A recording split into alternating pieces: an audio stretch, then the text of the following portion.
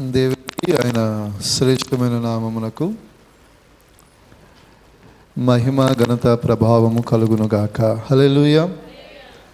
దేవుని పెరట మీ అందరికీ కూడా ప్రభువు పెరట అందరికీ శుభములు తెలియచేస్తూ ఉన్నాను.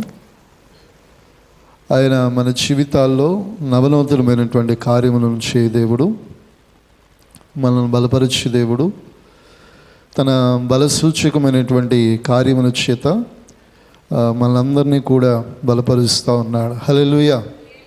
అందుకే వాక్యం అంటుంది, ఆయన ఎంతైనా నమ్మదగిన దేవుడు. హల్లెలూయా. ఎంతైనా నమ్మదగిన దేవుడు భక్తుడు అన్నాడంటే కారణం ఏంటంటే అనేకమైన కార్యాలు మన పక్షాన దేవుడు జరిగిస్తూ ఉన్నాడు. హల్లెలూయా. ఒకటి కాదు, రెండు కాదు, మానవుని ఊహకు లెక్కకు మించినటువంటి కార్యములు, అద్భుతమైనటువంటి కార్యాలు జరిగిస్తూ ఉన్నాడు. హల్లెలూయా. ఈ సమయంలో దేవుని వాక్యాన్ని మనం విందాం. పరిశుద్ధ గ్రంథము యెషయా గ్రంథము 61వ అధ్యాయము 7వ వచనాన్ని మనం చదువుకుందాం. మీ అవమానములకు ప్రతిగా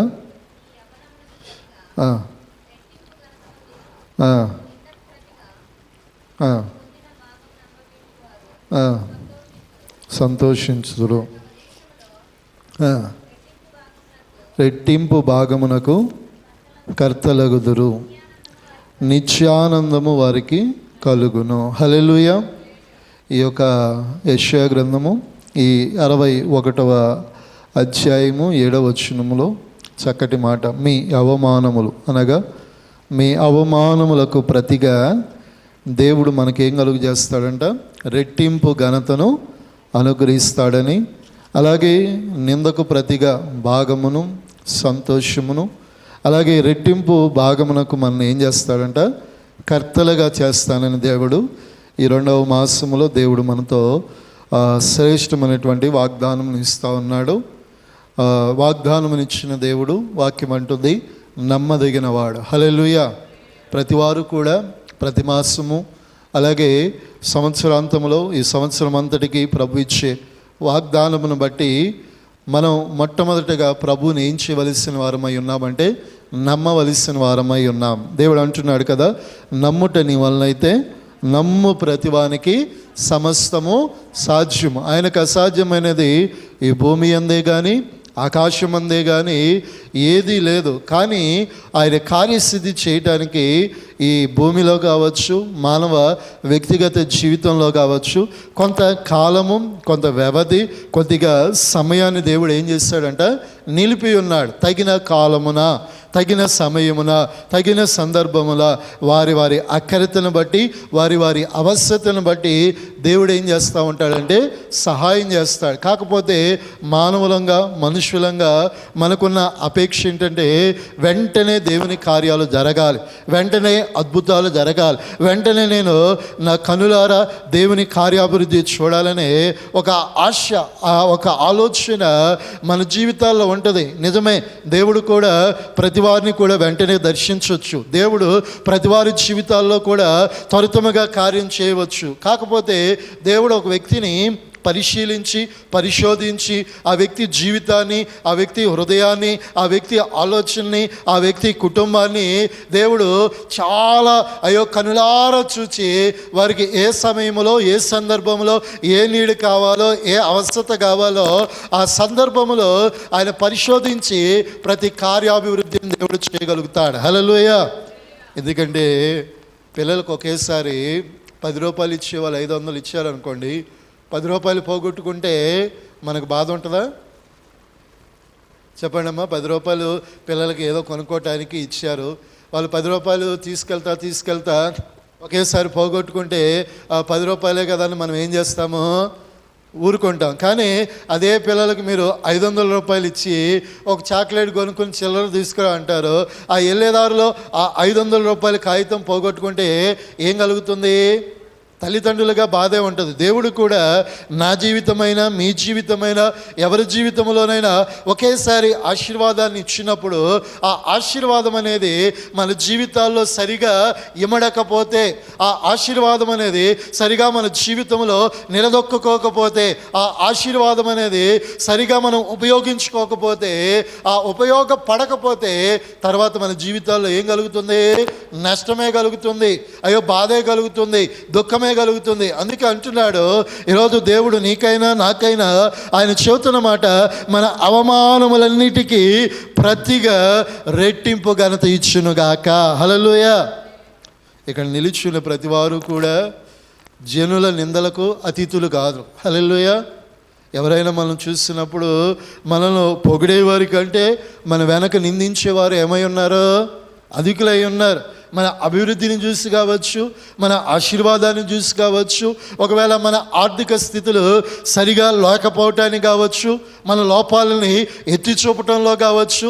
ఈ లోకంలో ప్రతి మనుష్యుడు కూడా ఒక వ్యక్తిని నిందించడానికి, ఒక వ్యక్తిని అవమానించడానికి ఈ లోకంలో ఉన్నవారు అనేకులు ఉండొచ్చు. అయితే నా జీవము కలిగిన దేవుడు అంటున్నాడు, మీ అవమానములన్నిటికీ ప్రతిగా రెట్టింపు. హల్లెలూయా. ఎలా ఇస్తాడంట? రెట్టింపు ఘనత. హల్లెలూయా. ఎందుకంటే ప్రతి మనుష్యుడు కూడా ఒక స్థాయి నుంచి ఒక పదోన్నతలోనికి రావాలంటే, ఒక స్థితిగతి నుంచి ఒక ఉన్నతమైన స్థితిలోనికి రావాలంటే, ఒక ఉన్నత స్థితిలోనికి రావాలంటే ఆ కింద స్థాయిలో పనిచేసేటప్పుడు తన పై అధికారి చేత ఏం పొందుకోవాల్సిన పరిస్థితి? చులకనగా మాట్లాడతాడా లేడమ్మా? పనివాడు పనివాడే, యజమానుడు పనివాడిని ఎప్పుడు రారా పోరా కాకుండా ప్రేమగా రాయా పోయా అంటే పని చేస్తాడా? ఏం చేస్తాడు?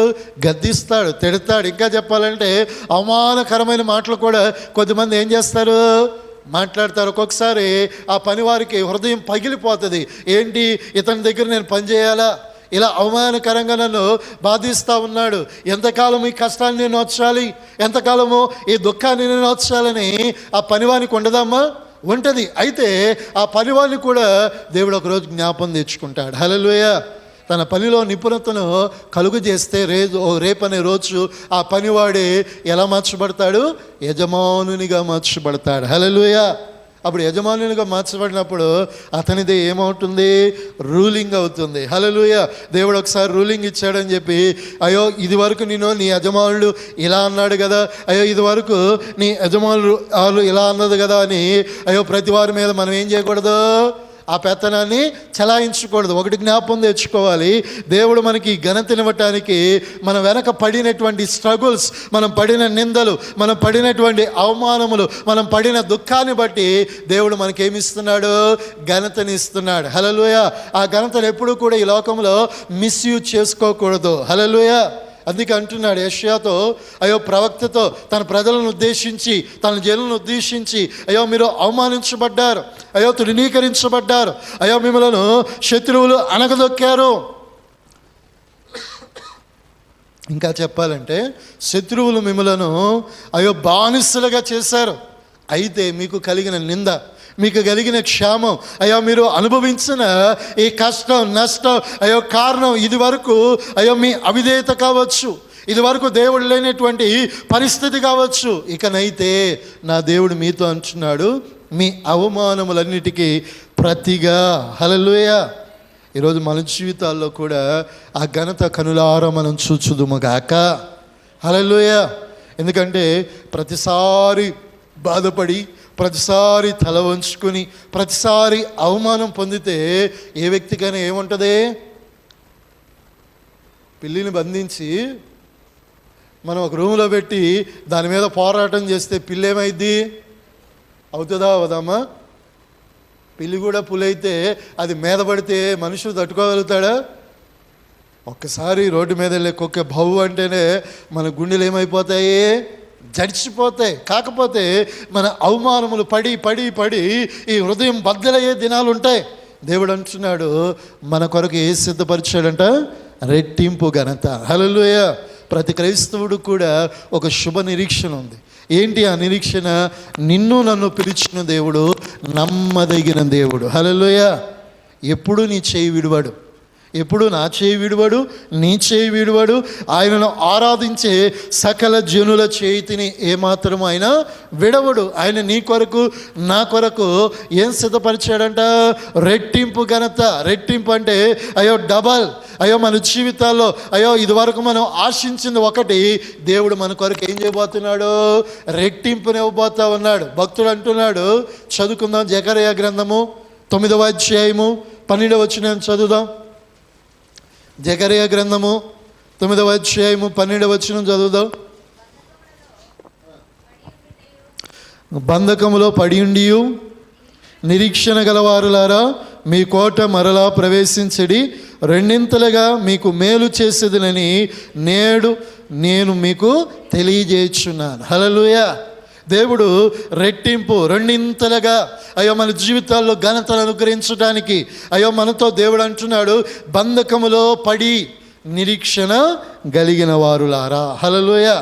ఒకవేళ మన జీవితాల్లో అవమానములో, నిందల్లో ఉన్న, దుఃఖములో ఉన్న, కష్టములో ఉన్న, ఇబ్బందుల్లో ఉన్న, మనకేం కావాలంట?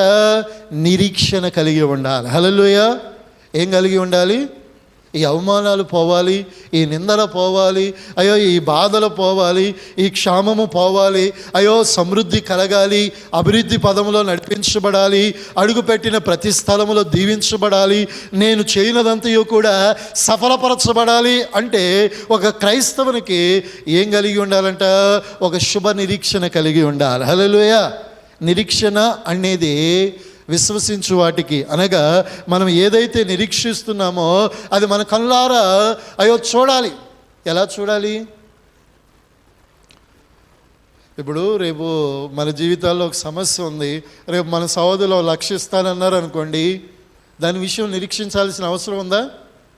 ఎదురు చూడాల్సిన అవసరం ఉందా? చెప్పండి అమ్మా. మీకు ఒక అప్పు ఉంది, 1,00,000 రూపాయల అప్పు, తీర్చాలి. కొన్ని రోజులు బాధపడ్డావు, వాళ్ళు మీకు ఒక వార్నింగ్ ఇచ్చారు, రేపటిలోపు 1,00,000 రూపాయలు నువ్వు కట్టకపోతే నీ సంగతి చూస్తా, నీ ఇంట్లో ఉన్న సామాన్లు తీసుకెళ్తానంటే నీకు భయం కలిగిద్ది. ఆ బాధను మీ బంధువులకు చెప్పుకున్నారు, సరే నేను 1,00,000 రూపాయలు ఎగ్జిట్ చేస్తాను, నాకు కొంతకాలానికి ఇవ్వు అంటారు. దాన్ని బట్టి మీకు నిరీక్షణ ఉంటుందా? ఆ సమస్య పూర్తిగా తొలగిపోయిందనే నిరీక్షణ వస్తుందా? రాదు. ఎందుకంటే రేపు వస్తుంది కాబట్టి దాని గురించి నిరీక్షించవలసిన ఆవశ్యకత లేదు. అబ్రాహామును చూడండి, ఆ పునాదులు కలిగిన పట్టణం కొరకు ఏం చేశాడంట? నిరీక్షణ కలిగి ఉన్నాడు. తన జీవితంలో తన యొక్క భక్తి కలిగిన జీవితంలో 100 సంవత్సరాలు 100 ఏండ్ల కలిగిన వాడు, తనకు బిడలు లేరు, కానీ దేవుడిచ్చిన వాగ్దానం ఉంది. ఆ వాగ్దానమును బట్టి ప్రతిరోజు నిరీక్షిస్తున్నాడు. హల్లెలూయా. ఏ నిరీక్షణ? రేపు దేవుడు నాకు నా భార్య గర్భఫలాన్ని దేవుడు తెలుస్తాడని ఒక నిరీక్షణ. దేవుడు కూడా మన జీవితాల్లో కూడా కఠినమైన జటిలమైన సమస్యల మధ్య మన ప్రయాణాలు కొనసాగుతూ ఉండొచ్చు. కుటుంబంలో ఇబ్బందులు కావచ్చు, ఆర్థిక సమస్యలు కావచ్చు, ఇంకా కఠినమైన పరిస్థితులు, విడవబడినటువంటి అనేకమైన సమస్యలు మనం దాటుకుంటూ వెళుతున్నాం. వాటిలో మనకు ఒక నిరీక్షణ ఉండాలి. ఏంటి? రేపు నేను పొందుకుంటా. హల్లెలూయా. ఎప్పుడు పొందుకుంటాను? రేపు దేవుడు చేస్తాడు అనే ఒక నిరీక్షణ ఎవరిలో ఉండాలి? మనలో నిరీక్షణ లేకపోతే దేవుడు కార్యసిద్ధిని చేస్తాడా? మనం విశ్వసించాలి. ప్రభు దేవుడు రాబోతున్న దినాల్లో ఆ అదృశ్యమైన వాటిని మనం పొంది ఉన్నాము అనేదే నిజమైన నిరీక్షణ. హల్లెలూయా. దేవుడు నా కొరకు చేయబోతున్నాడు, నేను పొందుకుంటున్నాడనే ఒక శుభ నిరీక్షణే ఈ నిరీక్షణ. ఈరోజు చాలామంది మన బంధకంలో నుంచి విడిపించబడాలంటే నిరీక్షణ కలిగి ఉండాలి. హల్లెలూయా. ఎందుకంటే చాలాసార్లు మన బాధలు, మన బంధకాలు ఏం చేస్తాయంటే మనకున్న విశ్వాసాన్ని కూడా ఏం చేస్తాయి? సన్నగిల్లింపజేస్తాయి. ఇంకా చెప్పాలి అంటే ఇలాంటి భక్తి మనం చేయాలా అనే యోచన కూడా ఎవరిలో కలుగు చేస్తుంది? అపవాది మనలో కలుగు చేస్తాడు. దేవుడు అంటున్నాడు, బంధకములో పడి ఉండి నిరీక్షణ కలిగిన వారిని దేవుడు ఏమంటున్నాడు? మరలా మీ కోటలో మీరేం చేస్తారంట? ప్రవేశిస్తారు, రెండింతలుగా నేను మీకు కార్యము చేస్తానని దేవుడు ఏం చేస్తున్నాడు? తెలియజేస్తున్నాడు. నీ నిరీక్షణ నీ ఆశ్చర్య కార్యాలు, నీ నిరీక్షణ ఆగిపోయిన నీ అద్భుతాలు, నీ నిరీక్షణ ఆలస్యమైన నీ కార్యాలు, నీ నిరీక్షణ నీ జీవితంలో అద్భుతములు చేయుట ప్రారంభించునుగాక. నువ్వు నిరీక్షించు. ప్రభు రేపు చేయబోతున్నాడు, ఎల్లుండి చేయబోతున్నాడని ఒక నిరీక్షణ కలిగి, అదే ఆశ, అదే ఆలోచన, అదే తలంపు కలిగి ఉంటే దేవుడు నీకు రెట్టింపు అనగా అయ్యో రెండింతలుగా దేవుడు నీ కొరకు ఏం చేయబోతున్నాడంట, కార్యము చేయబోతున్నాడు. ఇంకొక మాటను చదువుకుందాం. అదే యెషయా గ్రంథము 2వ వచనాన్ని చదువుదాం. యెషయా గ్రంథము 40వ అధ్యాయము 2వ వచనాన్ని. నా జనులను ఓదార్చుడి, ఓదార్చుడి, యెరూషలేముతో ఆమె యుద్ధ కాలము సమాప్తమయ్యను, ఆమె దోష రుణము తీర్చబడెను. యెహోవా చేతి వలన ఆమె తమ సమస్త పాపముల నిమిత్తము రెండంతలు పొందినని సమాచారము ఆమెకు ఏం చేయుడి, ప్రకటించుడి. దేవుడు అంటున్నాడు ఇజ్రాయేలు వారిని గూర్చి, ఆ యెరూషలేములో ఉన్నటువంటి వారిని గూర్చి దేవుడు అంటున్నాడు, ఏమని అంటుంది, నా జనులను మీరేం చేయుడి, ఓదార్చుడి, ఓదార్చుడి. ఎందుకంటే వారితో మీరేం చేయమంటున్నాడు, ప్రేమగా మాట్లాడుడి. ఆమె దోష రుణము ఏం చేయబడ్డదంట, తీర్చబడ్డది. ఆమె పాపములకు ప్రాయశ్చిత్తము కలిగాది. అలాగే ఇక్కడ రాయబడుతుండగా అయ్యో దాని నిమిత్తము రెండింతలు పొందును అనే ఒక సమాచారమును ఎవరికి తెలియజేయాలంట, తన ప్రజలకు తెలియజేయడం అంటున్నాడు. దేవుడు మన జీవితాల్లో మనల్ని ఓదార్చడానికి ఈరోజు దేవుడు వాగ్దానం ఇస్తున్నాడు. ఇంతవరకు మీరు దుఃఖపడింది చాలు, ఇంతవరకు మీరు బాధ నొందుతుంది చాలు, ఇంతవరకు మీరు విచారము నొందింది చాలు, ఇంతవరకు అయ్యో బాధపడి కుమిలిపోయి నా కష్టములు నన్ను దాటిపోవా, నా పరిస్థితుల నుంచి నాకు విడుదల లేదా అనే ఒక దుఃఖాన్ని వాటిల్లావు. దేవుడు అంటున్నాడు నిన్ను ఓదార్చుడు అని చెబుతున్నాడు. ఎందుకు ఓదార్చుడు అంటున్నాడు, ఆయన నీ దుఃఖమునకు నీ దోషమునకు ఏం చెల్లించేశాడంట, రుణము తీర్చబడ్డది. ఇక నీవు ఏడవలసిన పని లేదు, ఇక నీవు కన్నీరు కాచవలసిన పని లేదు, ఇంకా నీవు దుఃఖము ఓర్చవలసిన పని లేదు.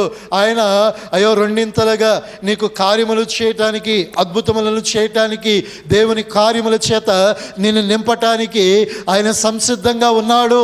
ఇక నువ్వు దుఃఖపడక, ఇక నీవు సంతోషించు అనే ఒక మాటను దేవుడు ఏం చేస్తున్నాడు, తెలియజేస్తున్నాడు. కాబట్టి ఈరోజు దేవుడు మనలో ఓదార్చువాడిగా ఉన్నాడు. హల్లెలూయా. ఏడ్చినంతకాలం ఏడ్చాం, మన కన్నీరు కూడా ఏడ్చి ఏడ్చి ఏడ్చి ఏమవుతుంది, ఒకరోజు ఎంత ఏడ్చినా ఏం రాదమ్మా. ఒక్కొక్కసారి ఎంతోమంది ఏడవాలనుకుంటారు, వారి కళల్లో ఏం రావు. ఎందుకంటే కొన్నిసార్లు వారి సమస్యలు ఏడ్చి ఏడ్చి నీరేమైపోతుంది, ఇంకిపోతుంది. ఆ బాధతో వారి హృదయము, వారి మనస్సు ఏమైపోతుంది, వికారం అయిపోతూ ఉంటుంది. దేవుడు అంటున్నాడు ఇంకెంతకాలము నా జనులు కన్నీరు నొంతారు, ఇకనైనా ఓదార్చబడండి, ఇకనైనా ధైర్యపరచబడండి, ఇదిగో నేను మీకుతో ఉన్నాను. మీ దోషము ఒకవేళ మీ అతిక్రమముల చేత, ఒకవేళ నీ యొక్క తప్పిదముల చేత, మీ పాపముల చేత ఒకవేళ మీ మీదకు ఈ దోషక్రియలు వచ్చాయేమో, అయితే వాటన్నిటికీ ఆయన ఏం చెల్లించాడంట, రుణమును చెల్లించాడు. ఎక్కడ, ఆ కల్వరి, ఆ గోల్కతా కొండ మీద నీ కొరకు నా కొరకు ఆఖరి రక్తపు బట్టి వారికి ఏం చేశాడంట, చిందించాడు. వాటికి రుణం చెల్లించబడ్డది. అయ్యో వాటికి ప్రాయశ్చిత్తం కలిగాది, వాటికి క్షమాపణ కలిగాది. ఇక నువ్వు ఏడవలసిన పని లేదు, ఇక నీవు దుఃఖపడవలసిన పని లేదు, ఇక నువ్వు విచారించవలసిన పని లేదు. ఆయన అంటున్నాడు ఇదిగో నీతో ప్రేమగా మాట్లాడుతున్నాడు. వాటన్నిటినీ ఇండి విడుదల కలుగు చేసి నీకు ఏం కలుగు చేస్తాడంట, రెండింతల సమాధానం, రెండింతలుగా దేవుడు మీకు కార్యములను చేయును ప్రారంభించునుగాక. హల్లెలూయా. ఆ కార్యములు ఎక్కడి నుంచి ప్రారంభించబడతాయి, ఎక్కడి నుంచి మన జీవితాల్లో పొందుకోగలుగుతాము? చదువుకుందాం. కీర్తన గ్రంథము 16వ అధ్యాయము 11వ వచనం చదువుదాం.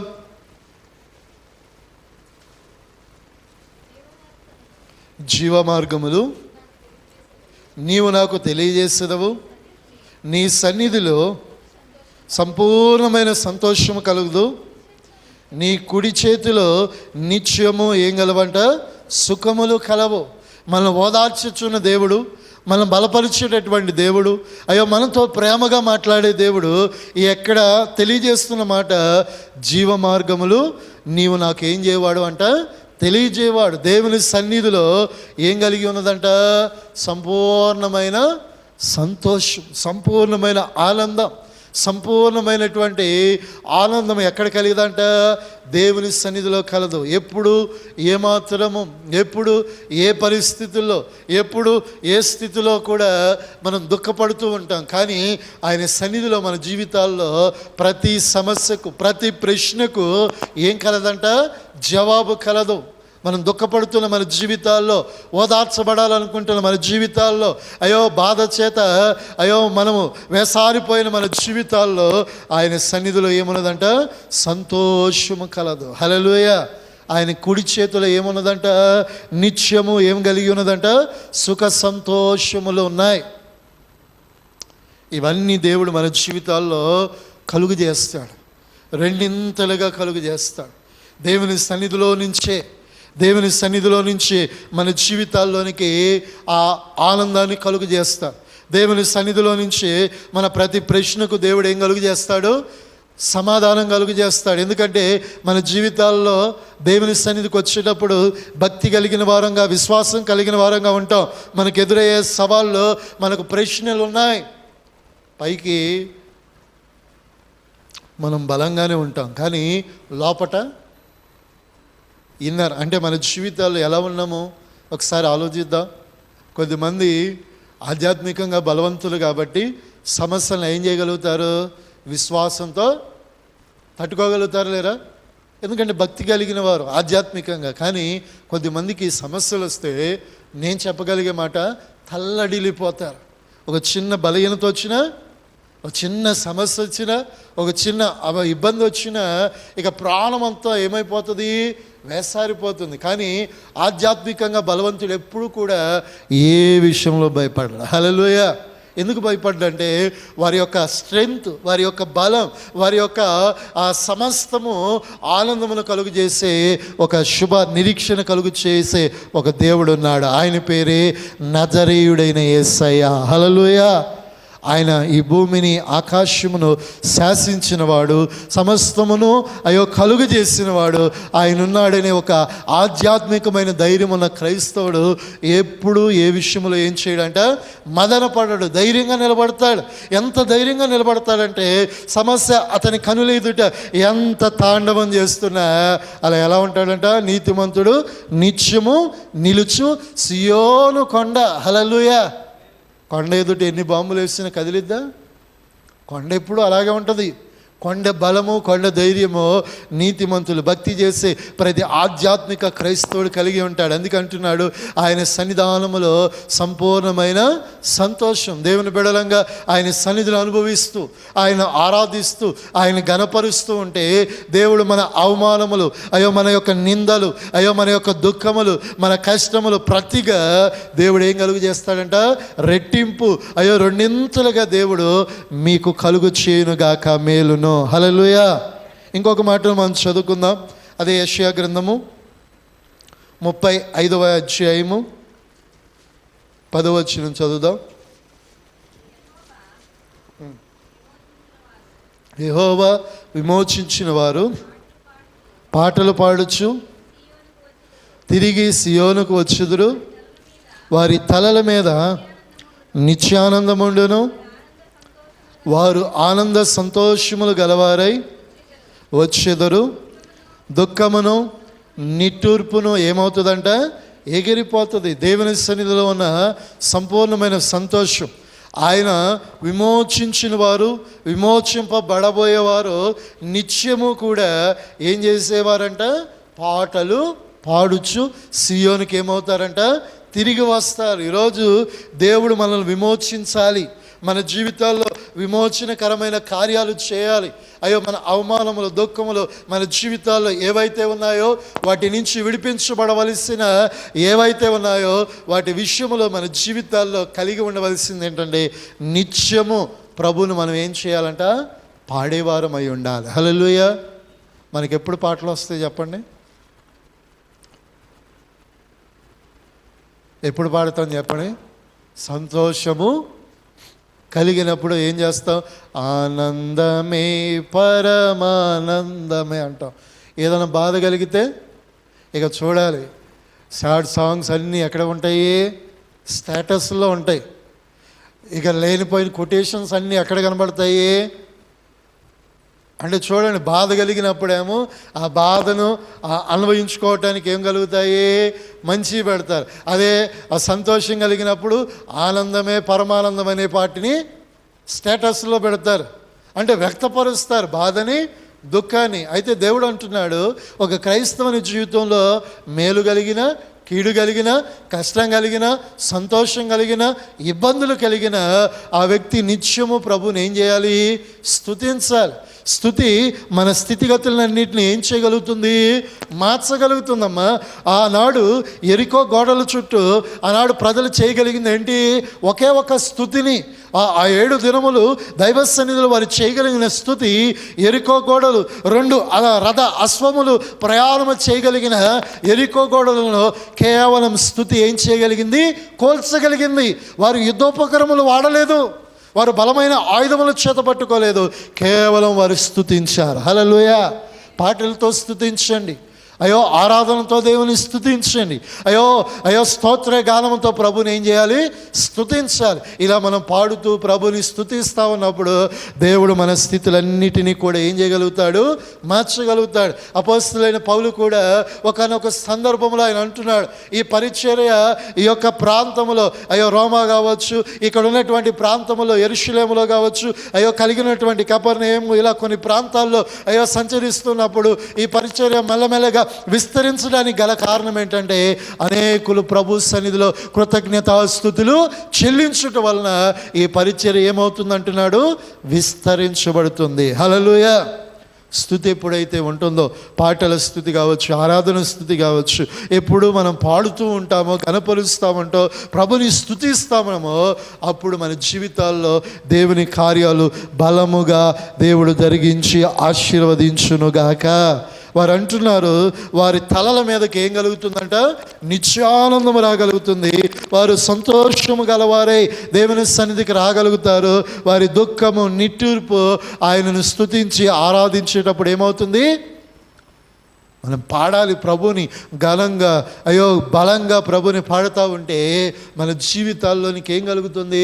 నిట్టూర్పులు పోతాయి. మనం పాడుతూ పాడుతూ పాడుతూ మనం పరవశించిపోతూ ఉంటే, ఆత్మలో ఆనందిస్తూ ఉంటే మన జీవితంలో ఉన్న నిట్టూర్పు, దుఃఖములు ఎగిరిపోతాయి ఆ క్షణం. హల్లెలూయా. దాన్ని నిత్యముగా దేవుడు ఇక మీదట ఎన్నడూ రాకుండా దాన్ని ఏం చేయగలుగుతాడంట? స్థాపించగలిగిన సమర్థత కలిగిన దేవుడు. హల్లెలూయా. కాబట్టి దేని విషయంలో, ఏ పరిస్థితి విషయంలో బాధపడుతూ దుఃఖపడుతూ, నా పరిస్థితులు ఇంతే కదా, నాకు సమాధానం దొరకదు కదా, నాకు బాధలు ఇంతే కదా అని భయపడక, ఒకటే ఒక విశ్వాసం, ఒకటేంటి? నిరీక్షణ కలిగిన వారై అలాగే ప్రభుని స్తుతిస్తూ, ప్రభుని పాడుతూ గనపరుస్తూ మనం వెళుతూ ఉంటే, మన తలల మీదకు సంతోషము, మన నిట్టూర్పు, దుఃఖము ఎగిరిపోవునట్లుగా దేవుడు చేయునుగాక. ఇంకొక మాట మనం చదువుకుందాం చివరిగా. అదే యెషయా గ్రంథము 42వ అధ్యాయము 10వ వచనములో,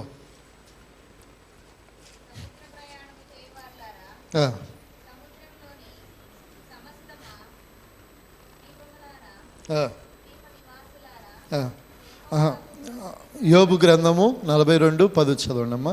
యోబు గ్రంథము 42:10. యోబు గ్రంథము 42వ అధ్యాయం.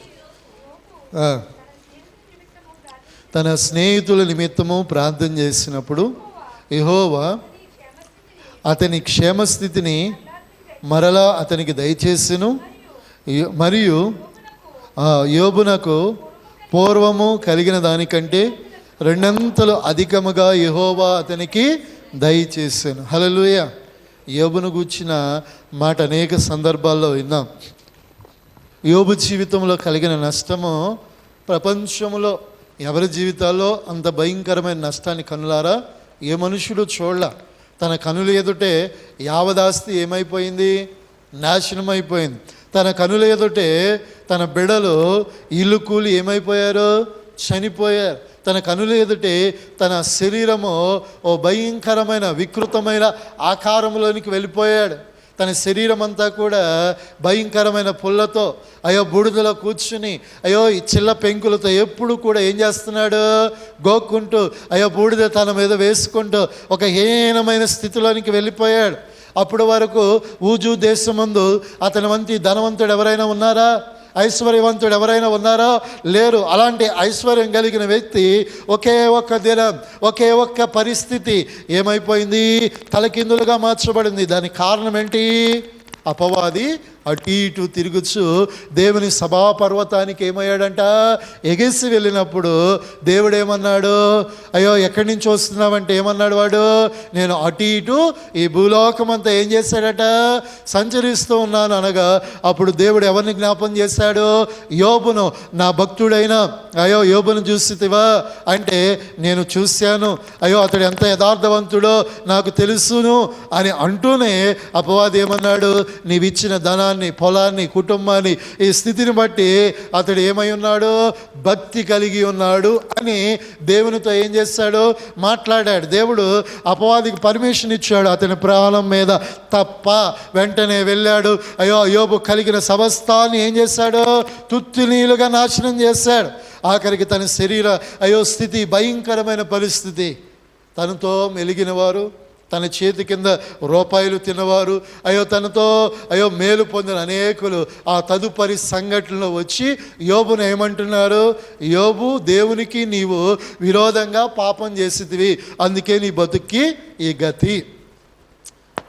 బైబిల్లో రాయబడి ఉంది, నువ్వు పాపం చేసావు మొహామొహంగా అంటున్నారు. ఎలీహు కావచ్చు, ఇంకా కొద్దిమంది, చాలామంది ఇక్కడ యోబును తనకంటే చిన్నవారు, దేవునికి నీవు వ్యతిరేకంగా ఏదో నీ కుటుంబానికి తెలియకుండా పాపం చేసి నువ్వు ఇలాంటి వాడివి అలాంటి వాడివి అని యోబుని ఏం చేయడం ప్రారంభించారు, నిందించడం, అవమానించడం. యోబుకి తెలుసు నా యథార్థత ఏంటో. యోబు ఎంత యథార్థవంతుడు, నా తల్లి గర్భంలో నుంచి నేనేం తీసుకొచ్చాను, ఏమి తీసుకురావాలి. తన భార్య అంటుంది, ఇంకా ఎందుకు భక్తి చేస్తావు, సమస్తాన్ని కోల్పోయావు, ఆ దేవుణ్ణి దూషించి చనిపో అంటే కూడా మూర్ఖురాలా అనలేదు, కానీ మూర్ఖురాలు వలె మాట్లాడవద్దు, నా తల్లి గర్భంలోంచి ఏం తీసుకొచ్చాను, ఏం తీసుకురాలి, అలాగే నేను వెళ్ళిపోతాను. ఆయనను దేవునికి ఏం కలుగును గాకన్నాడు, స్తుతి కలుగును గాకన్నాడు. ఆయనను స్తుతిస్తూనే ఆ బాధలో, ఆ దుఃఖంలో ఒకానొక సందర్భము అతనికి అవమానములు భయంకరంగా పెరిగిపోతే అతడే ఉక్రోషంగా మాట్లాడుతూ ఉన్నప్పుడు సుడిగాలిలో దేవుడు ఎవరికి ప్రత్యక్షమయ్యాడు, యోబుకు ప్రత్యక్షమై ఆయన మాట్లాడుతూ ఉన్నప్పుడు యోబు మరలా తన స్థితిని గ్రహించాడు. ఈ భూమిలో కలిగిన ప్రతిదాన్ని ఎలా కలుగు చేశానో అని చెబుతూ 37వ అధ్యాయం నుంచి మీరు చదువుకుంటే ప్రపంచంలో ఈ యొక్క శాస్త్ర గ్రంథాలు, ఈ యొక్క జనరల్ నాలెడ్జీ క్వశ్చన్లు అన్నీ కూడా ఆ యోబు గ్రంథంలో రాయబడతాయి. ఈనాడు ఆ భూమిని, ఆకాశంలో అందులో ఉన్న సూర్యబింబములు అంటారు కదా, అవన్నీ కూడా అందులో ఉంటాయి.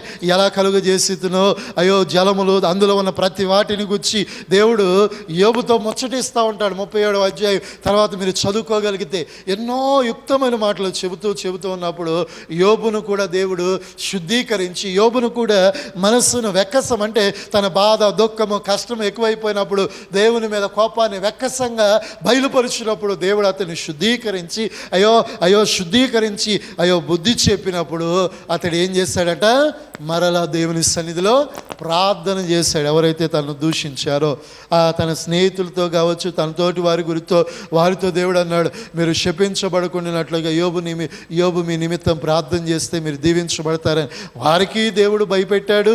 అలాగే యోబుతో చెప్పినప్పుడు యోబు మరలా తన స్నేహితుల కొరకు, తన వారి కొరకు ఏం చేశాడంట, ప్రార్థన చేయగా దేవుడు ఏం చేశాడంట, తన పూర్వస్థితిని, హల్లెలూయా, తన పూర్వస్థితిని దేవుడు కలుగు చేసి ప్రతిదీ కూడా ఏమిచ్చాడు. ఇది వరకు 5,000 గొర్రెలుంటే ఇప్పుడు దేవుడు రెట్టింపు, అంటే 5కి 5 ఏమంటారమ్మా, దేవుడు 5కి 5 10,000 ఇచ్చాడు. ఇంకా చెప్పాలంటే ఊజు దేశంలో దేవుడు వారికి ఇచ్చినటువంటి కుమారులు, కుమార్తెలను వచ్చి వారి వంటి అందము కలిగిన వారు ఎవరునూ లేరు అని దేవుడు వారిని, అలా తర్వాత దేవుడు బిడ్డలను కలుగు చేసి వారిని రూపవంతులుగా, సౌందర్యవంతులుగా, గుణవంతులుగా చేసి రెట్టింపు ఘనతను దేవుడిచ్చాడు. హల్లెలూయా. ఈరోజు మన జీవితాల్లో కూడా కొన్ని సమస్యలు, కొన్ని ఇబ్బందులు వచ్చినప్పుడు దేవుని మీద ఏమవుతూ ఉంటామో, కోపం తెప్పలేము, కోపంతో దేవుని తిట్టలేక దేవుడు ఉంటే నాకు ఈ పరిస్థితి ఏంటండి వెక్కసంగా మనం మాట్లాడుతూ ఉంటాం. దేవుడు అంటున్నాడు, అలాంటి మాటలు హృదయం లోపటి నుంచి వచ్చినప్పుడు యోబును కూడా దేవుడు సుడిగాల్లో ప్రత్యక్షమై సరిచేసినప్పుడు యోబు మరలా తన స్నేహితులు ఎవరైతే తనను నిందించారో, ఎవరైతే అవమానించారో, తవలాడారో, ఎవరైతే అయ్యో మనల్ని శపించి ఈ స్థితికి తీసుకొచ్చారో వారి నిమిత్తం ప్రార్థన చేయగా, హల్లెలూయా, వారి నిమిత్తం ప్రార్థన చేయగా మరలా దేవుడు వారికి ఏం కలుగు చేశాడంట, క్షేమము కలుగు చేసి రెట్టింపు ఘనతనిచ్చాడు. హల్లెలూయా. మనం నిందించిన వారు, మనం అవమానపరిచిన వారిని శపించామేమో, అవమానపరిచామేమో, ఈరోజు దేవుడు అంటున్నాడు వారి నిమిత్తం మరలా ప్రార్థన చేయగలిగితే రెట్టింపు ఘనత దేవుడు మీకు ఇచ్చును గాక. మీ అవమానములకు ప్రతిగా, అయ్యో మీ దుఃఖములకు ప్రతిగా, మీ కన్నీటికి ప్రతిగా, అయ్యో మీ బాధలకు ప్రతిగా, మీ సమస్యలకు ప్రతిగా దేవుడు రెట్టింపు ఘనత ఇచ్చునుగాక. రెండింతలుగా దేవుడు మిమ్మలను దీవించునుగాక. ఈ ఫిబ్రవరి మాసములో మీరు అడుగుపెట్టిన ప్రతి స్థలములో మీరు ఘనత నొందుదురుగాక, రెండింతలుగా పొందుకొందురుగాక. అయితే మనం బలంగా ఏం చేయాలి? ప్రార్థన చేయాలి, బలంగా నిరీక్షించాలి, బలంగా పాడాలి, బలంగా దేవుని ఏం చేయాలి? స్తుతించాలి. రెట్టింపు ఆశీర్వాదం మీ తలల మీద నిండుగా దేవుని సన్నిధిలో నుంచి దేవుడు కలుగ చేయుట ప్రారంభించునుగాక. మోకరించి ప్రార్థన చేసుకుందాం.